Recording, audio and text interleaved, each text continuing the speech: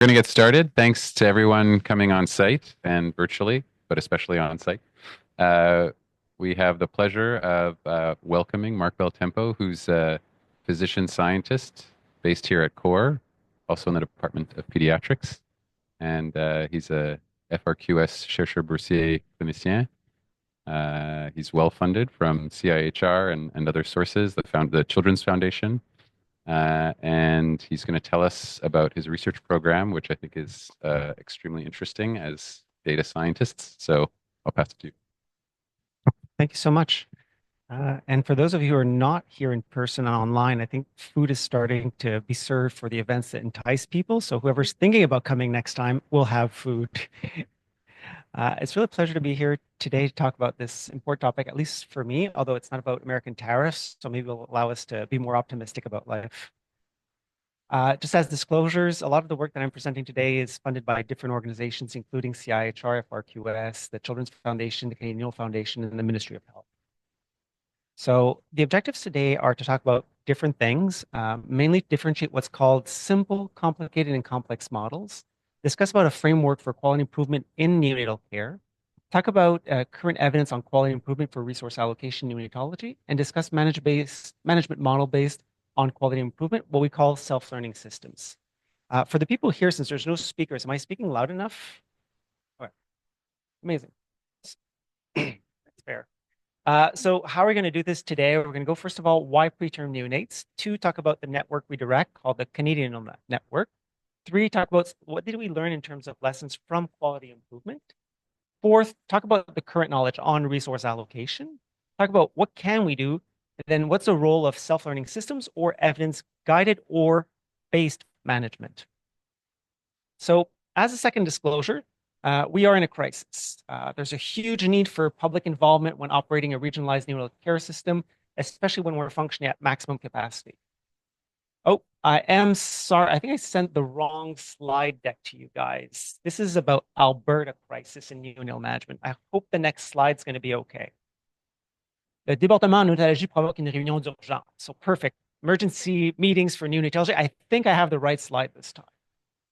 Oh, shoots. This is a bit too old. This is Dr. Fauché. For those of you who don't know him, he is a neonatologist who I worked with who's been retired for the last 4 years. So this can't be updated. Sorry, I think the next one should be okay. All right, Lancet Regional Health. This makes sense. So cross-sectional nationwide study on accessibility and availability of neonatal care resources in hospitals. Oh, shoots. I think it's Chinese. Wrong slide again. I'm so sorry about all these mess ups.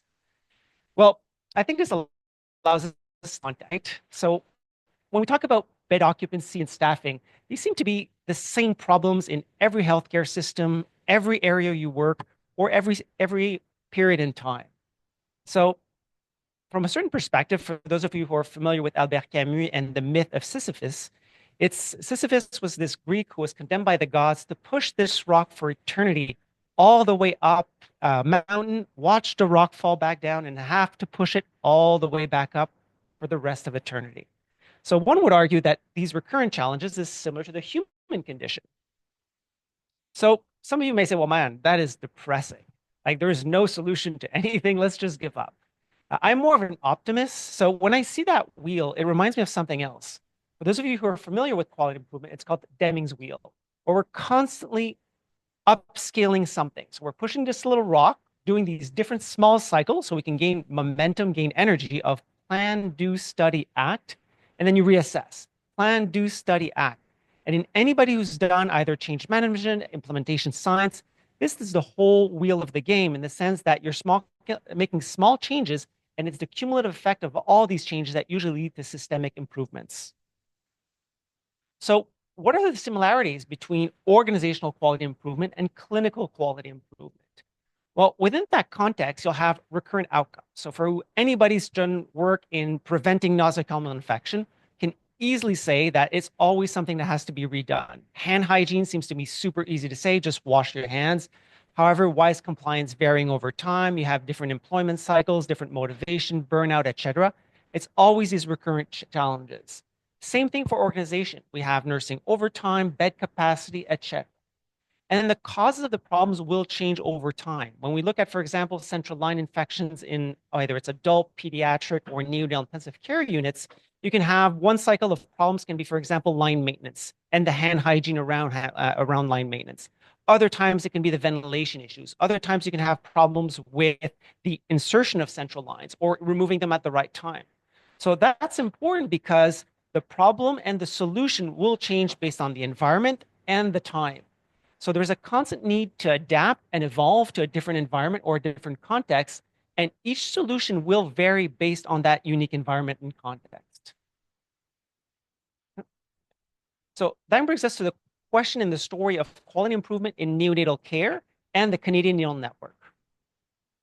So why am I talking about neonatal care and neonatal units, or what we call level 3 tertiary neonatal units? There are only 32 units like that in Canada, including one at the Children's.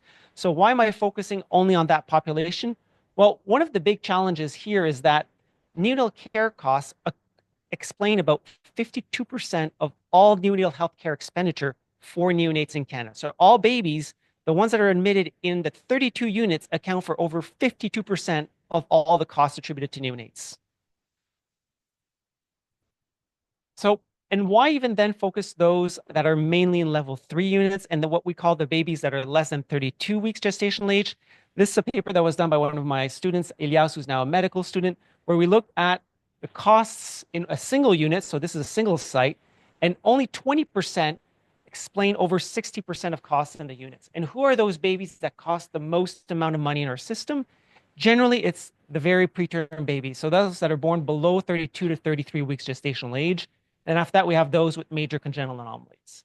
So we not only have the highest vulnerable population, but the highest costing population, which led us to the creation of the Canadian Neonatal Network. This is an organization that's actually 30 years old as of 2025. So we're celebrating next week our annual conference and our 30th year anniversary. It was founded by Dr. Shu Li, obviously with more gray hair than I do, in 1995. And it included all 32 level units in Canada as of now. We provide data collection infrastructure for each site for a national database. So each of the 32 units in Canada collect data on almost all babies admitted. And we collect data on processes of care and complications and specific dates of those events. So for example, how many days the baby had a central line, how many days the baby was ventilated, and when did the infection or complication occur in relation to those interventions. We collect data in 24 sites on all admissions. And in 8 sites, we collect data on higher risk babies, so a select group of patients less than 33 weeks gestational age, and those with asphyxia and surgical conditions. So together, that represents about 15,000 babies in the database per year. So like I mentioned, we are truly coast to coast with all 32 units represented in the country. And why do we focus on the big morbidities for the less than 33-week babies? Well, these very preterm babies born at less than 33 weeks have a unique set of what we call core outcomes that are generally recognized and defined across different countries, different networks. So we're all not only just in Canada, us doing our own thing, most networks across the world are doing similar benchmarking.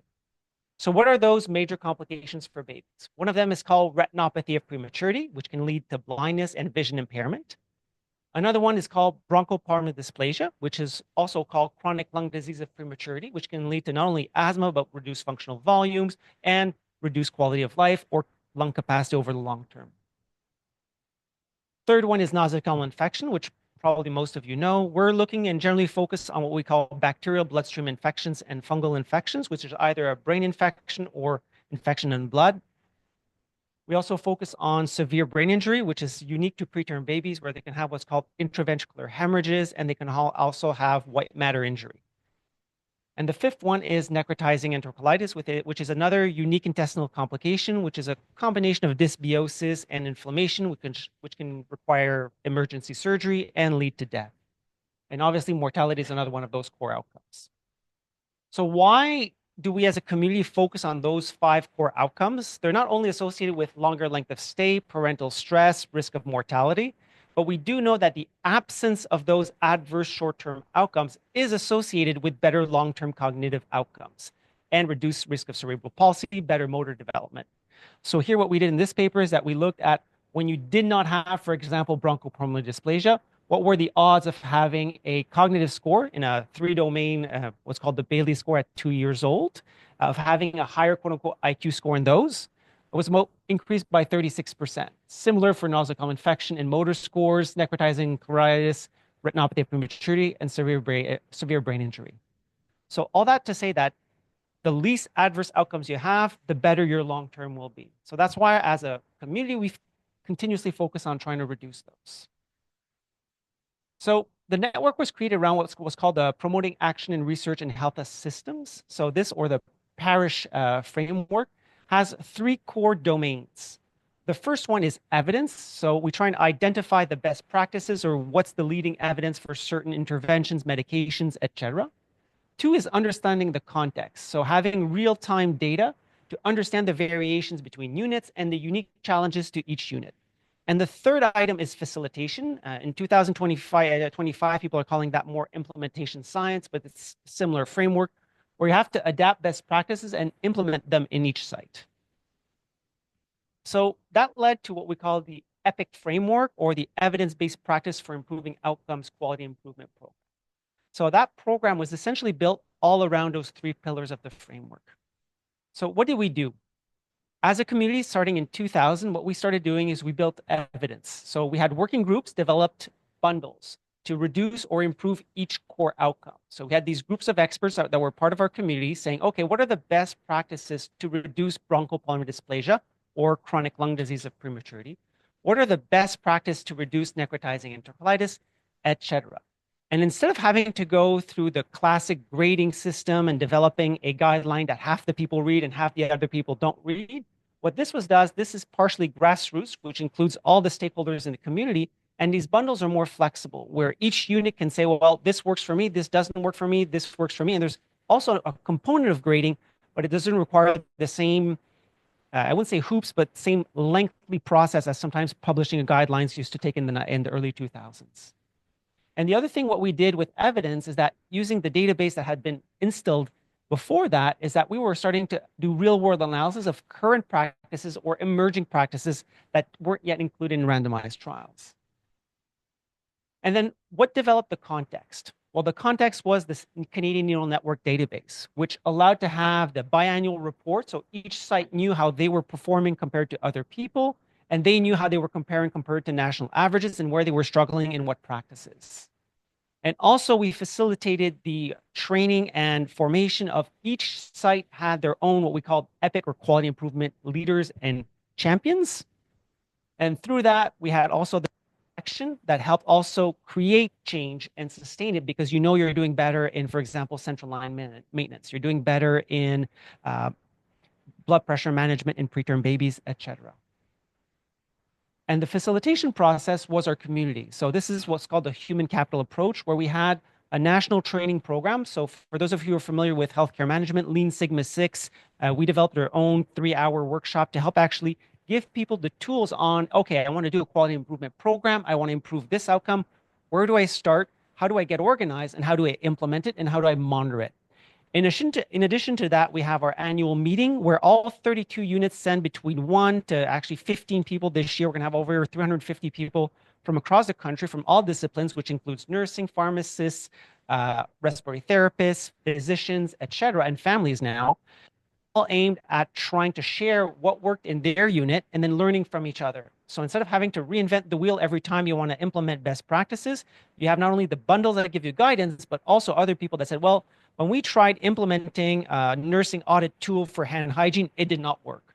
Why? Because it was too complicated and it was adding extra steps. And this is how we address these barriers. So this self-learning and self-motivating process creates synergy. Sorry, there we go. And the last thing we did was also have site visits. So we facilitated and funding units going one to another, whether it's virtual or in person. For example, we had went 1 year to Halifax to see how they were doing in their reorganization of the unit, to know what were their best practices to engage families.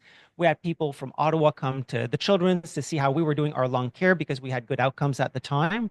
So all of this facilitation and sharing of experiences helps for more rapid implementation of better practices. So we've gone through almost, we're at the 4th generation of what we call the EPIC program. So there was EPIC 1, EPIC 2, EPIC 3. At each stage or each national program, we had different priorities. So for example, at the first 4-year cycle from 2004 to 2008, we focused mainly on 2 outcomes. lung disease, and infections.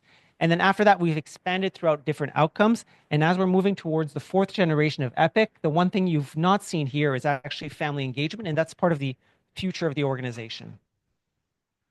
So did this work or not? Actually, it has. We've done it as cluster randomized trials. We've done it as comparative effectiveness study. And cumulatively over time, remember that little wheel that I showed you at the beginning that progressively you're just pushing it up, up, up, up? This is rates of survival without any of the major morbidities for babies less than 33 weeks in Canada from 2004 when we started to 2018, which was the end of the third cycle we did. And for each group of gestational age, you see these steady improvements over time. And you can explain that at 23 to 25 weeks, it went from about 5 to 10% to now we're at almost 15% of survival without major complications during hospitalization. We can argue that this is probably a low-ish number. However, when you look at long-term outcomes, those outcomes are also significantly improving. And the biggest attribution at the lower weeks of gestational age is significant increases in survival, but compensated by some increase in certain morbidities. So the question that often comes up is which version of the three cycles actually work best? So I'll throw you back again to the myth of Sisyphus that's just pushing that little wheel back up. And what we did is through interrupted time series, we compared the slopes of improvements during the first phase, second phase, and third phase and compared them. And when you do compare them, actually, there's not that much of a big difference. And this highlights again that it's not that much one specific bundle that made the massive difference through it all. It is the cumulative effect of all those changes over time that sustain and make these improvements. So what did we learn through all those cycles and all that time? And I'm giving credit to all the people who've done all that massive work before us. It's let's stop looking at simple solutions to address complex problems.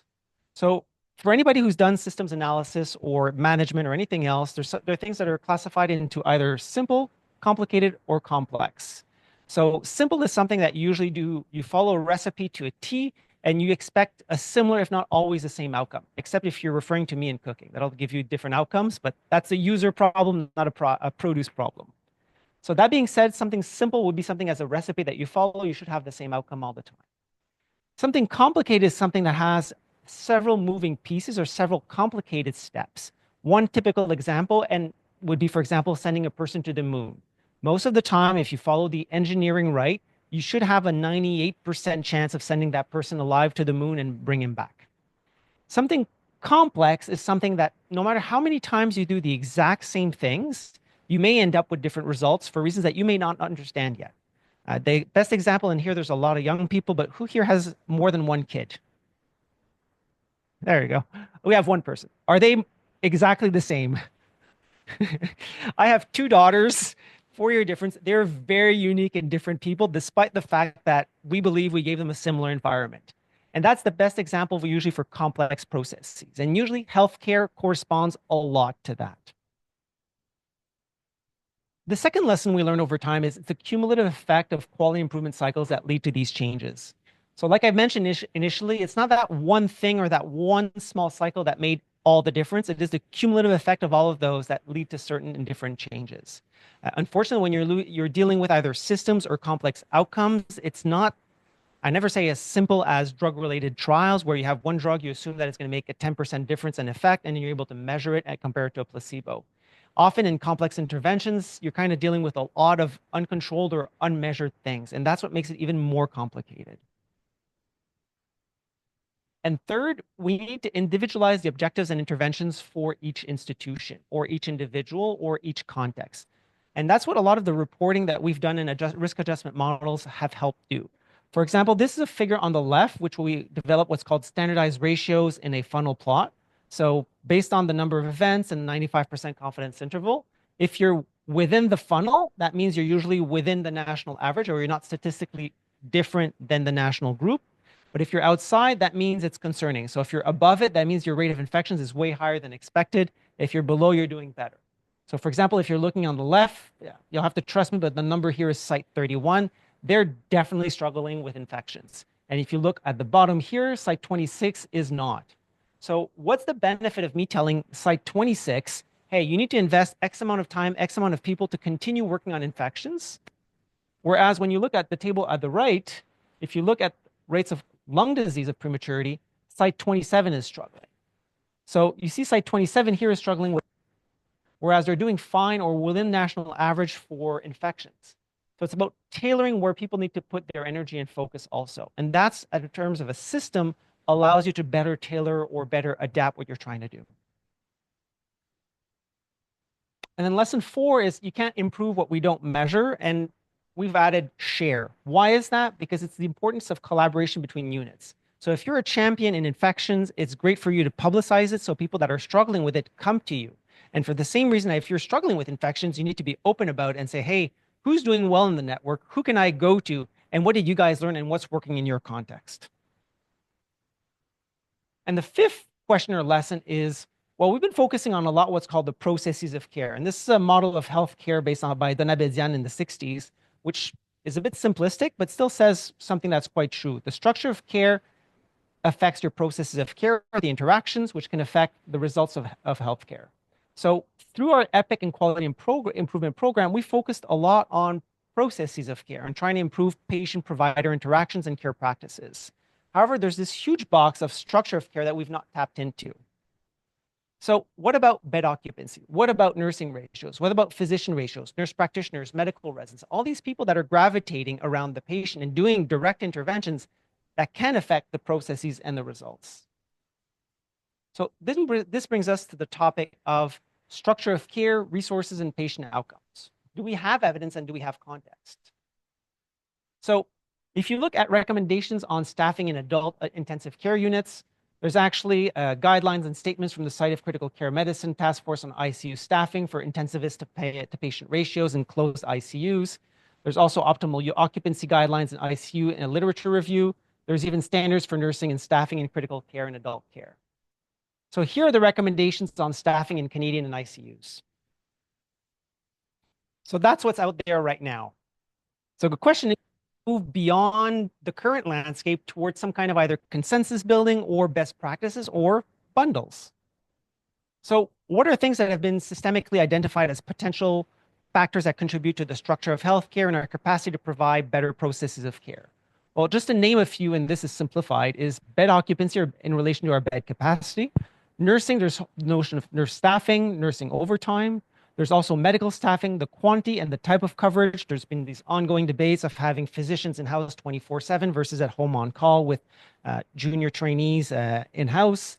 Respiratory therapists, nutritionists, pharmacists, which are part of the allied health group that care for preterm babies, and then family support and integration. So this is a very simplified framework on all the interactions that can happen between those variables. So I'm going to save this and maybe go through one step at a time.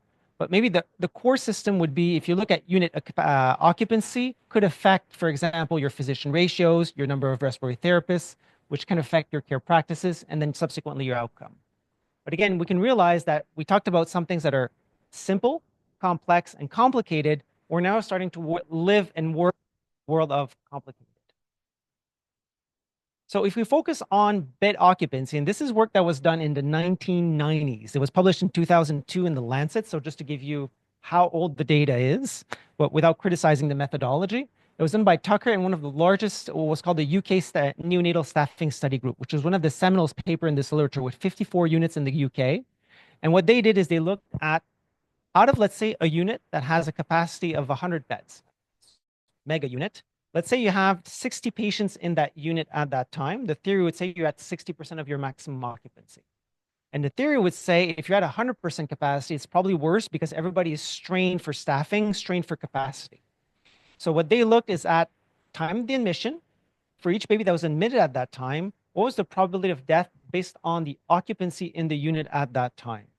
So on the x-axis, you have the occupancy at the time of admission for the individual baby.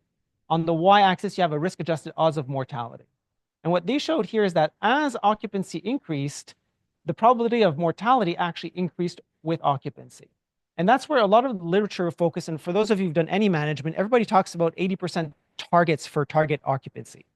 Because if you go above 80%, probably you're starting to go over capacity or achieving or reaching that maximum capacity. This was done, like I mentioned, in a different healthcare setting, in a different time, in a different country. So essentially, we came back to doing a similar project, but with higher vulnerable patients. So we focused on 4 units in Quebec, We looked at a bit older data, more recent data, 2015, 2018. And we even had unique data in the sense that we were able to reconstruct for each baby, for each 8-hour period, what was the occupancy during that time. So we were able to track the exact hour of admission in relation to the exact occupancy in the unit at that time. So we reproduced the same figure, essentially on the x-axis, the occupancy rate they had in the first shift and first 24 hours, in relation to the mortality rate or probability for very preterm babies. And we ended up, with a similar 80%-ish threshold to 85%, where you see where it starts increasing in risk of death. And is that coherent with other populations? In 2016, and we're updating this meta-analysis for only neonates, but they conducted an association between hospital capacity strain and occupancy and outcomes in high-income countries with intensive care units. So this was all populations, adult, pediatrics, and neonates.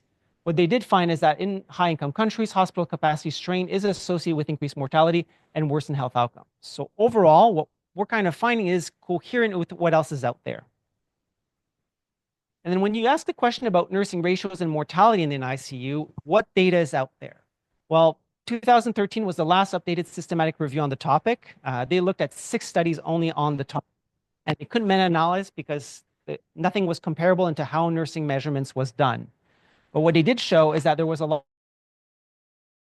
of conflicting results, with some studies showing that better nursing was associated with better outcomes, and other studies actually found that higher nursing ratios, so better nursing ratios, were associated with higher risk of adverse outcomes, which is probably hugely contributed by what we call confounding by indication. If you're sicker, you're going to get more nursing care. So it's not necessarily the nursing care that makes you sick. So how do you better assess that temporal potential association between exposure and the outcome? So a group called in the US by Tubbs Cooley in 2019, what they did is a prospective study.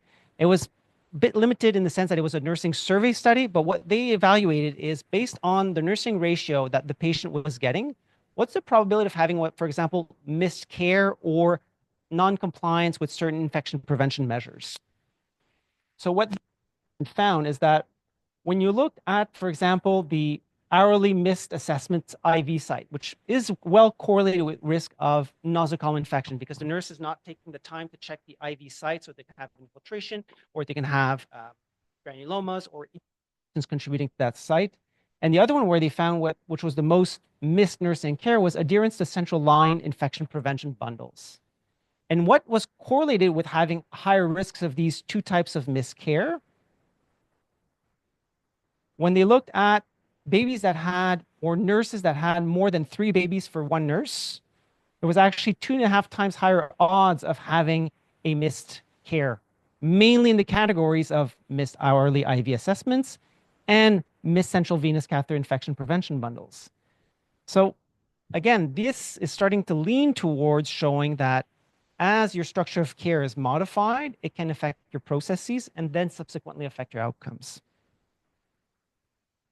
So what we did in another study is we started looking at the nursing ratio, so the exact same thing, and medical incidents in Quebec. So is that context from the US applicable in Quebec context? When we looked at days without medical incidents or events, so forgotten meds, infiltrated IVs, medication errors, so everything that's very nursing related, what we found is that the nursing overtime rate was higher when there were medical incidents, and we also found that the nursing ratios were lower. And then when we link that with looking at what we developed called the ratio of available to recommended nurses on the unit and the odds of having death or major morbidity. So the ratio of available to recommended nurses is built by looking at the type of patients you have in a unit. For example, you have 20 babies, different acuity scores. So based on those patients, you should be having, for example, 20 nurses in the unit. Well, to have those 20 nurses, how many do you actually have? If I have 24, that's a ratio of 24 divided by 20. So essentially, the higher that ratio, the better your staffing is. The lower the ratio, the lower your nursing ratios are. So here what we've shown is that the better the ratio, the lower the odds of death or major morbidity when we're looking at the shift of admission, the first day of admission, and the first 7 days of admission of preterm babies in relation to death or major morbidity. So essentially, the more nurses you have in relation to your patient's needs, the better the outcomes in this perspective when you're looking at it from the unit's perspective. We also looked at nursing ratios received on each shift. So this was actually a individual patient analysis where we looked at the individual patient. So instead of looking at the unit ratio, we're looking at, as a baby, did I have one nurse for me, or I had quote unquote half a nurse, right? Because that nurse would have two babies. So when we looked at babies less than 29 weeks, we had 952, 29 to 32 weeks, over 1,500. And we looked at the proportion of babies that had one-to-one on the first shift of admission. That's 68%. So you're either a glass half full or a glass half empty type of person. When you compare this to American data, this was actually quite high compared to what we expected initially. In the US, data on comparable populations is less than half of babies are getting that one-to-one, versus in Canada, we seem to have either adapted or trying to lean towards the glass half full. And when we look at the first 24 hours, we only had 53% of babies that had consistent one-to-one for all three shifts. And then we look to the first 3 days, it's only 36%. But the question behind this goes, well, as the baby is getting healthier, is it possible that we can have what's called flexible nursing ratios? And that maybe that better and better and better in a finite resource system, we can modulate that amount of care. And that's maybe what the managers are doing without, quote unquote, telling us or having centralized data to support it. And then when we looked at the nursing ratio and the risk of mortality or major morbidity, what we did find is that when the babies were receiving exactly one-to-one nursing on the shift of admission, they had lower odds of death or major morbidity for less than 29 and less than 26 weeks. But as that's moving forward, you can see that the first 24 hours was not associated, and the first 72 hours was not. Again, probably leading to some degree of confounding by indication where healthier babies are getting lower nursing ratios as things are moving forward. We also started looking at nursing overtime and adverse events. Nursing overtime is when you're, quote unquote, forcing somebody to work extra hours beyond their planned shift. Typically by unions in Quebec, that's any hours worked more than 32 hours in the conventional nursing week.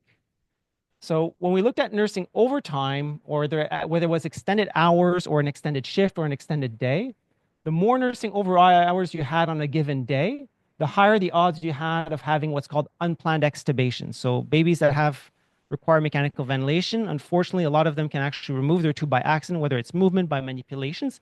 And we actually know that that's associated with other short-term adverse and long-term adverse outcomes. So when we looked at that, days with higher nursing overtime had about a 10% increase in odds of having a unplanned extubation on those days. I had another student called Marissa, who was previously here, who's now moved back to Toronto, who looked at other organizational factors and nosocomial infections in the neonatal intensive care unit for very preterm babies. So what she did is she used moving averages. I won't go into the whole detail of it, but the issue with infection is that it's not necessarily the shift where you have that infection that caused it, right? If we're talking about hand hygiene, it may have been poor hand hygiene on the day before, the 2 day before, or the 3 day before that led to that infection. And that's where the challenge becomes, and how do you model it correctly? So we actually did all three through different methodology. But when you look at the days that the baby had the infection versus the days that they did not have an infection, the median overtime ratio was higher, occupancy differed a little bit, and then the nursing ratios also differed. So like I mentioned, we used 3 different assumptions. One was a moving 1-day average, and this was using like shift per shift data. So it was even more granular than what had been done previously, and 2-day moving average and a 3-day moving average until the infection occurred. And mainly the 2 variables that probably stuck the most, or that were the most consistently associated with increasing risk of infection, was the overtime ratio and the nursing patient ratio. And then you can tell me, well, Mark, you've been talking about occupancy, which in here doesn't seem to be associated with infections. I'll tell you, you're right. But one of the limitations that probably a lot of you people know is that our conventional, whether it's logistic regressions using a p-value or a 95% confidence interval, does have limitations. So we've been working with an economist who's actually done a lot of machine learning and more advanced modeling, and he developed what's called GMERT modeling, or generalized mixed effect regression trees. This is actually a model that was initially developed by NASA to calculate distances between stars. So super heavy for computing, but gives you different outputs. And what it does help to have, it provides what's called the VIM, or the variable of importance within the model. And it generates a VIM in relation to what's called the most important variable in that model, contributing to what you're seeing in terms of outcome. So when you do that, for example, here, the most important variable in terms of the hierarchy to contributing to the risk of nosocomial infection was the overtime ratio. So you see it goes from 0 to 100%. And now compared to the overtime ratio, what are the other variables that contribute the most in a hierarchical way?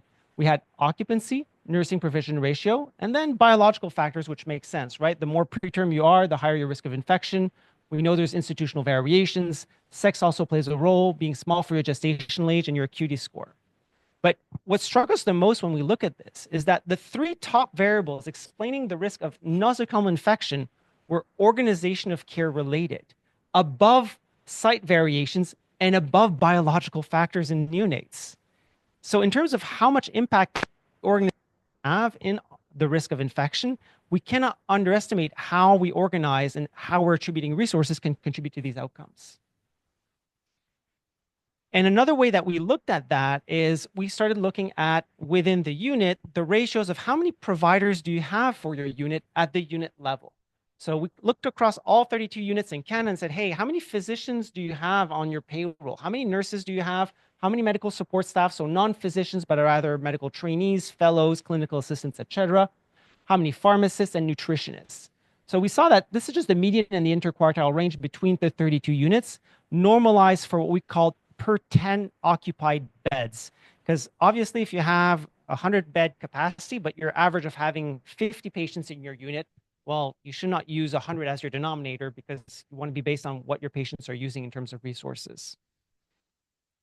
So when we looked in a meta-regression at the association of full-time equivalent providers per 10 patients in the unit in relation to mortality of very preterms, what we did find is on the top left that higher number of physicians does correlate to a certain extent with lower mortality, similar to pharmacists having slightly higher pharmacist numbers does correlate with lower risk of mortality. And then when we looked at mortality or major morbidity as an outcome, nutritionists correlated well, and there is data on feeding practices and risk of necrotizing enterocolitis and nosocomial infection that can support this. Same thing for pharmacists in relation to BPPD prevention and medication choice. And interestingly, the higher number of non-specific staff physicians in relation to adverse outcomes, the line is fairly flat, so it's not a strong association, but was correlated. So the more trainees you have, potentially the higher risk of adverse outcomes. Is that mediated by the fact that academic centers may have more trainees within it? We did account through that, and you have to be mindful that in Canada, almost 99% of tertiary units are academic in that sense, but the volume of trainees will vary based on that. We've also looked at the medical residents and fellows, looking at the quantity and the schedules and the levels of training. We did 2 previous work on that and actually found no associations. So I'm not minimizing the importance and the roles of medical trainees and fellows, but in terms of neonatal preterm outcomes, what this kind of suggests is that probably the very hands-on approach, because when we compare neonatal care compared to ICUs, having staff neonatologists tend to be much more hands-on with the units compared to maybe the adult world, without criticizing the adult world in that. We even looked at 24-hour in-house coverage by neonatologists, which did not show much differences. The only better outcomes when you had the staff in-house was looking at, for example, the extensive chest delivery room stabilization. So the units that had no in-house staff, so the neonatologist has to be called and has to show up to the hospital, so there can be a delay. So having a better trained person for stabilization of preterm has been associated with lower odds of needing chest compressions or more advanced resuscitation. And essentially what we found is that when you had no neonatologist compared to having one, there was about 4 times higher odds of having an extensive delivery room resuscitation. So what does this kind of mean for neonatal intensive care units when you kind of summarize all of that together? Oops. If you look at occupancy, it's probably associated with mortality, morbidity, infections, maybe unplanned extubations, and incidents in others. Nursing ratio probably correlates best with nosocomial infection, mortality, morbidity combined, and probably incidents and other adverse events.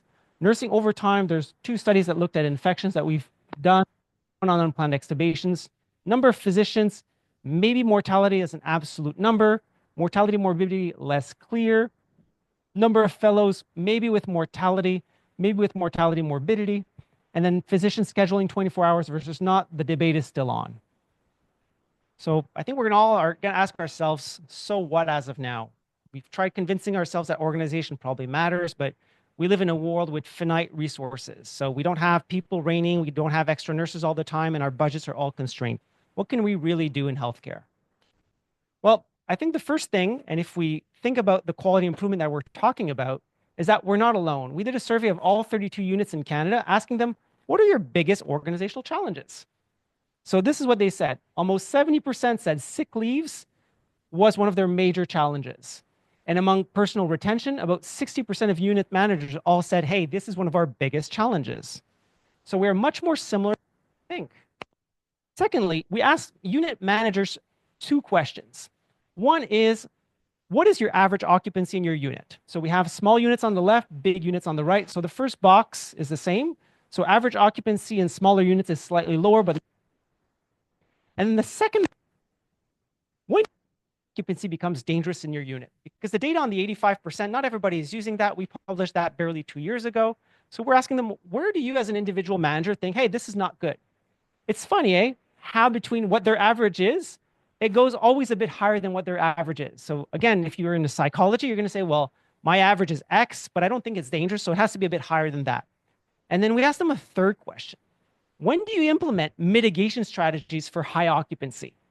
So all managers have these kind of toolboxes or mental toolbox of saying, hey, man, occupancy is high. I have to start discharging patients. I have to cut admissions. I have to cancel procedures. In all two settings, whether it's a small unit or a large unit, that threshold is higher than dangerous. So just to keep in mind, people have an average occupancy. They think it's dangerous above that, and they start doing things higher than that. So we can be pessimistic or maybe optimistic, saying, hey, this is an amazing opportunity for a community of. And in talking about, well, managers have no control over discharges and length of duration of stay. Actually, we do. We did a study looking at the probability of discharge based on the unit occupancy on that day and the moving average of the days before. And this is based on quintile. So the quintile 1 is the lowest occupancy for that unit average. And quintile 5 is when the unit is the most busy. So what you see here is that when the unit is the busiest, you're on the right side of the standardized discharge ratio. So managers discharge faster when they're super busy. And what do they do when it's calm? They discharge less. So we have opportunities to change behaviors to try and achieve organizational goals and practices. The other thing we started asking people is that maintaining adequate nursing ratios in periods of high occupancy, can that mitigate adverse events? We did what's called mediation analysis, where we started asking ourselves, when you have high occupancy, does having better nursing ratios, or kind of, I don't want to say forcing it, but kind of pushing to maintain better nursing despite higher occupancy, mediate or modulate the effect on mortality and morbidity? What we actually found is that about 47% is actually mediated by the nursing, which again makes biological or organizational sense, because some part of the effect of occupancy is probably mediated by the fact that you don't have enough physicians, because that's usually what we qualify as a fixed resources. So let's say I'm on call at night, I'm the only staff neonatologist that's there. So whether I have 30 patients or 52 patients, it's not going to fluctuate. However, nursing are, I don't want to say a flexible staffing models, but they do that on a regular basis. They check their needs on a moving average of every shift, saying, oh, shoots, we have way too many patients now. We need to call in either overtime or extra nurses. And then we ask managers, what do they do when there is nurse understaffing or perceived nurse understaffing? So the most common answer was mandatory nursing overtime, increasing nursing aid personnel, so having auxiliary nurses, and then increasing nurses' workload by tolerating lower nurse to patient ratios. So again, this creates us opportunity for education and implementation. And then we then ask individual nurses in this Pan-Quebec survey, what do they do when they perceived that they don't have enough time to do patient care? What do they deprioritize? So everything in red is what's deprioritized, and then everything in green is what's prioritized in terms of their interventions. So when nurses at the individual level, so let's say I'm a nurse taking care of patients, if I feel understaffed, the first thing I'm going to deprioritize is self-care. The second, discharge planning. And then the third is communication with families. And when we want to talk about strategies to try and reduce occupancy and facilitate discharge, discharge planning, communication with families are the two key elements. So this, again, an opportunity to say, well, okay, when we're how do we improve these processes? But what do they prioritize, which makes sense and is probably in terms of patient safety, patient care, and patient assessments. And then we also ask them, if you had the choice to have let's say you're in an understaffing position, what would you want help with? Or if there's a role to pull a nurse from the staffing, the bedside staffing, and say, hey, that nurse's role or that person's role or that extra provider that comes in can help with a specific task, what would you want help with? So help with would be in yellow, and it fits again, communication with families and discharge planning. So again, there's an opportunity there. In terms of burnout prevention, people say, well, there's nothing we can do. You need to have just better schedules. Actually, our colleagues from California, in collaboration with North Carolina, did a randomized trial using what's called the WISER intervention to reduce healthcare worker burnout. And they did that as an RCT, which actually showed reduced burnout and some reductions in nosocomial infection, probably related to the burnouts. There's other trials that looked at improving discharge efficiency, whether it was feasibility of a guided participation discharge program for very preterm babies. And right now we got funding last year for a artificial intelligence decision support tool to improve perinatal transfer.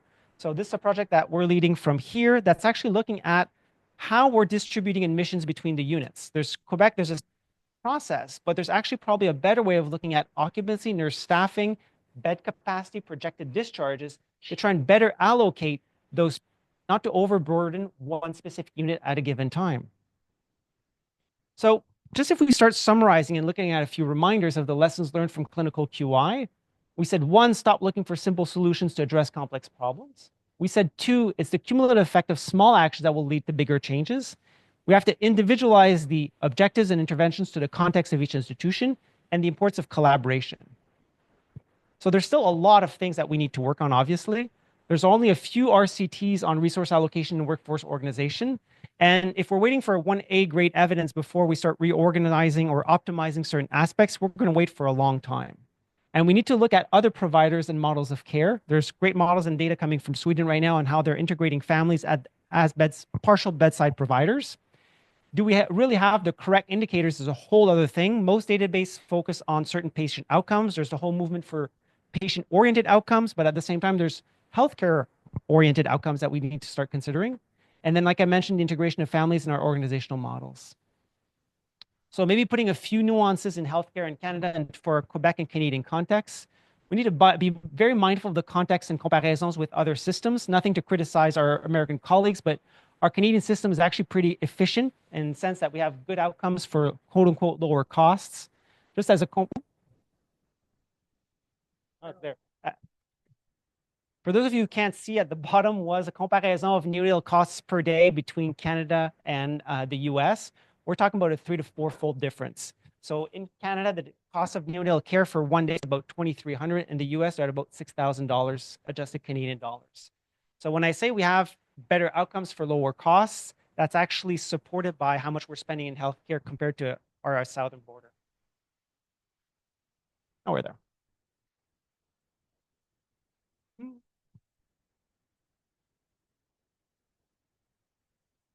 There you go. And also a few nuances. This is a McGill Professor Emeritus. For those of you who know him or not, it's Henry Mintzberg, one of the gurus of healthcare, not actually healthcare, of management in general. He wrote this great book on managing the myths of healthcare. Just a few nuances for us. You guys provide excellent care.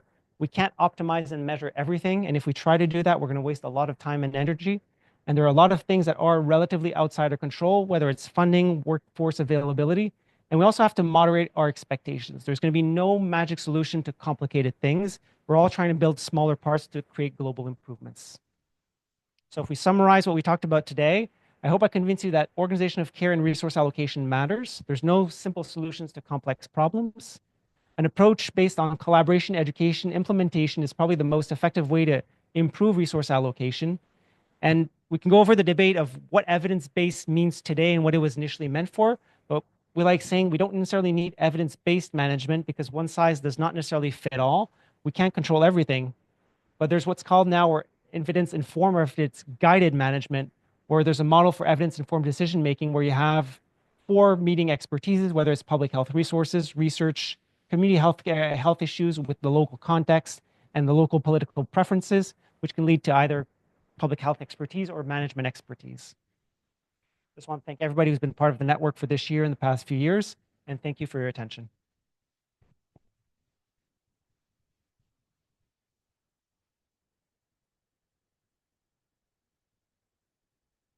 Thanks. I'm going to ask the first question because I have to get to a thesis defense at 1. That was a really excellent talk. I have many questions that I'll ask you sort of as my office neighbor.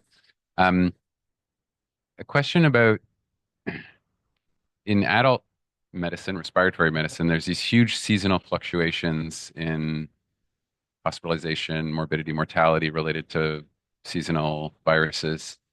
And so just thinking about everything you've taught me, one could imagine doing this sort of thing at the MUHC and thinking about nursing resource allocation where it goes more to medicine, respiratory in the winter seasons, and then maybe more to surgical in the summer seasons. But I don't think that's how nursing is organized in the adult sphere. Do you notice seasonal things with neonatal ICUs, and then how might that impact resource? Because if it's saturated in the winter and quiet in the summer, it's hard to manage that resource. There are two great questions in that. Is there a seasonality in neonatal resource needs? What we found is that there's not that much, there's no predictable seasonal variation so far. Prematurity, I would say, stays relatively constant throughout the year. So in Canada, we're at about 9% of babies that are born preterm. And the other component of the high resource units are the neonatal asphyxias and the congenital anomalies, which have no 100% predictability. What we do know, though, is that, for example, a lot of congenital anomalies that require neonatal care are diagnosed antenatally now. So they are like the planning of when we deliver, let's say, a 38 to 39-week fetus for an elective induction that has, for example, a major cardiac defect, that we do have some control over. But we're talking about marginal few days, not a huge seasonal. The one thing that is seasonal in neonatal care is actually nursing overtime. The biggest spikes in nursing overtime across systems in Canada is in the summer. There are organizational challenges that explain that. One, there's a higher turnover of nurses over the summer because the students get graduated by the end of the summer, but can only start and become candidates to the practice in the fall. So that summer, there's a gap in addition to the summer vacations, which tend to be concentrated there. So that we know is predictable. But that's the only one thing that we've identified in terms of predictable seasonality. The one thing we've been wanting to look at is the conception rates. I tried looking a while back, this never published it, but there's assisted reproductive technology. We were trying to use that as a marker of fertility index in the population or predicted births, saying under the assumption that if there are more cycles of IVF in, I don't know, January, we're assuming people are trying to reproduce more at that time because we don't know how many couples are trying to conceive at that time.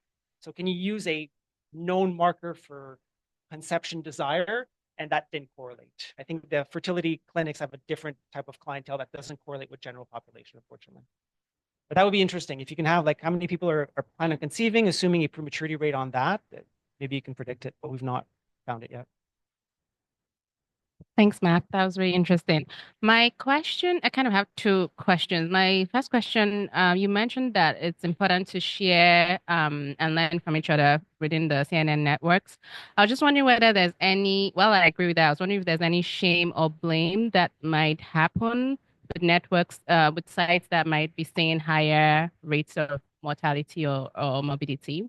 And then the second question is, have you looked to see why some of the sites are experiencing higher rates, whether the patients are different in terms of social demographic characteristics?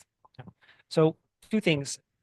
One, it's rare in life that you're good at everything or quote unquote need to work on everything at the same time. So when you have 6 core outcomes, generally the site that's struggling with one outcome is not struggling with everything.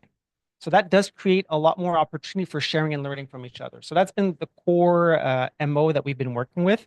The outcomes are not public in the sense that if you look at like the slides of the report, it's all anonymous numbers and it's impossible to know who's who when you're looking at that site for confidentiality. We've been pushing to make that data public so that I don't want to say we want to shame people, but we want to sensitize people that their outcomes should be public, but we're not convinced that that's the way to go for those specific reasons. And we do have risk adjustment models that can try and make the most units as comparable as possible.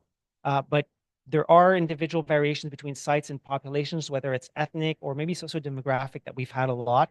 that between Canada populations that we do see that probably do explain part of the variations also.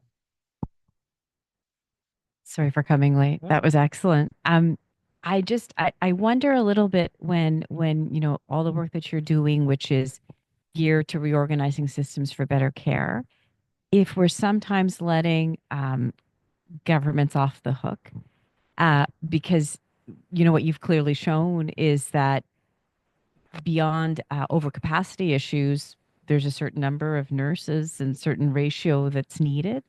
So I'm just wondering what kind of work you've done in creating a burning platform and maybe, you know, going directly to the government, going to the press, saying you're killing our babies. You know, I think that could be quite powerful. Thank you. Actually, a lot of the platform that I have within Quebec, I'm very much embedded with that. In Quebec, we have a direction called la Direction des Services Mère Enfant.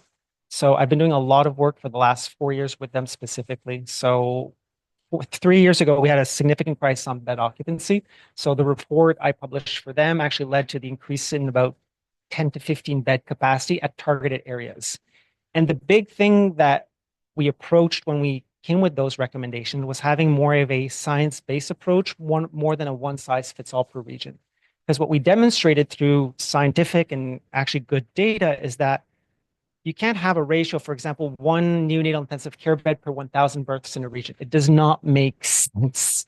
It's very American driven. And what we actually showed is that, okay, we are in a finite resource healthcare system. So let's see where the biggest needs are based on the highest burden of high risk population preterms that are. And that's what led to those changes.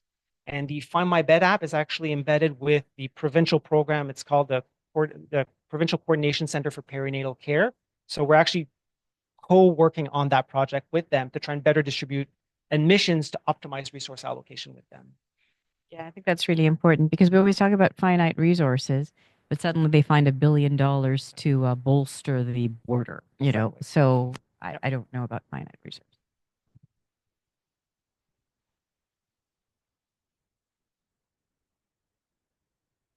We do have a raised hand on Zoom. If Alan Forster can go ahead and ask his question. Yeah, thanks. Mark, can you hear me? Yeah, super well. Yeah, great talk. And it's lovely to see this work that's been done over decades being used you know, with such intent. Maybe I've got a few comments. You know, interestingly, I did this topic of the effect of occupancy on quality as part of my master's thesis in the 1990s. I guess we were probably facing similar economic difficulties in the 90s, and so there was pressure on us at the time. And you know what we showed was we looked at admitting decisions in the emergency department and clearly showed that the admitting decisions were the same regardless of how full the hospital was. It just meant that patients had to wait longer to get a bed after they came in. So doctors weren't altering their decisions to admit. But what we saw was at the end of the admission, people were at highest levels of occupancy, the hospital length of stay dropped very suddenly. Like once you hit a threshold, the length of stay dropped for people discharged on the days that were high occupancy. So interesting to see that there's similar dynamics going on. You know, there's a lot in your talk. I wonder, just could you comment a little bit on the utility of data as keeping the cohesiveness of your network together? Because to me, it seems like there's just some special things happening with that network across the country that allows you to do these improvement exercises and to get the trend analysis. But part of that is really being driven by the fact that there's been an investment in data resources. And maybe could you just comment a little bit on that difficulty in getting the data and its importance? Yeah. Thanks a lot. And I think that's in French, on dit le nerf de la guerre, that keeping people engaged and motivated, not only for the data, but for the quality improvement is highly complex. We've been very fortunate to have significant CIHR funding that has helped launch the network initially in the mid-90s. As we're moving forward, sustaining that engagement is becoming trickier and trickier, especially with CIHR not funding infrastructure the same way that they may have done in the past. CIHR is great at funding the initiation of a network, but then maintaining it is different. We have to be able to go by project. And that's part of the challenge we're still facing now. But I think the added value in the way we've maintained engagement in small sites, let's say I think about the Maritimes that have smaller units, they're highly motivated to know where they're at compared to larger sites in the rest of the country because they're so alone and they can't benchmark it with anybody. And then the larger sites have enough volume to want to benchmark with themselves and compared to the other countries. So I think Canada's in a unique position with our public funded healthcare that's allowed motivation and data sharing for that, I'd say. Okay. But it is the thing that keeps people there. Is that what you think? I think so. The Yeah. data and our community activities, because we now have like national grand rounds where we have all 32 units on the same topic. We have about 24 of those per year now on different topics in relation to the bundles. We have community engagement, which each subgroup we have nationally, let's say for the neck prevention, we have a national group that meets, which representation of about 20 sites for each outcome. So each site's represented in the outcomes of their interest also. And that Okay. maintains the active engagement with the data also. Nice. And is that when you talked about the sort of investment, that's where it's being spent to maintain all those activities, to have a coordinating group okay. So Absolutely. I'm just going to follow up with one other question, if you don't mind. I know from working in infection control and other and in quality for some time that things aren't always showing that in individual units, you're not showing that continual progress to success. Maybe at a national aggregate level, things will gradually improve, but within individual units, you might see outbreaks occur. You might see, particular issues that could influence care. Let's say there's a labor unrest, or there's, maybe a maybe there's issues with collective bargaining agreement in a particular political area. There might be the physical environment may degrade within an area, etc. And I'm just wondering if you've seen or are developing tools to help you manage using these data where you might see sort of at a unit level something goes wrong for a period of time and then corrects itself. And it's rare that it's a sort of random over time. There tends to be this. You talked about the sort of time series analysis on a day basis, but on a week or month basis, you might see similar trends kind of popping in a particular hospital or particular unit at a point in time. Have you looked at any of those issues? Not as much, mainly for the numbers that it represents depending on the units. So our larger units, we do that with them. And a lot of them, Yeah. each local data set for the local institution is co-owned by the unit. So Okay. I have a copy of what we call the master data set for the whole country. But let's say Sinai Hospital has a copy of their own local data set, and we facilitate their analysis because we have a virtual Power BI now that they can run their own partial analysis, not all adjusted, but they can query their own database to look at those things. And we do often ask them saying, is there something that's changing in your context that we need to know about? And that's part of the annual meeting that we have also. But Cool. one area for the future, I think, is providing these real world analytics with Power BI has a lot of future in it. It's probably the most developed platform for that now. But yeah, Okay. Well, thank you. Congratulations. thank you. Thank you, everybody.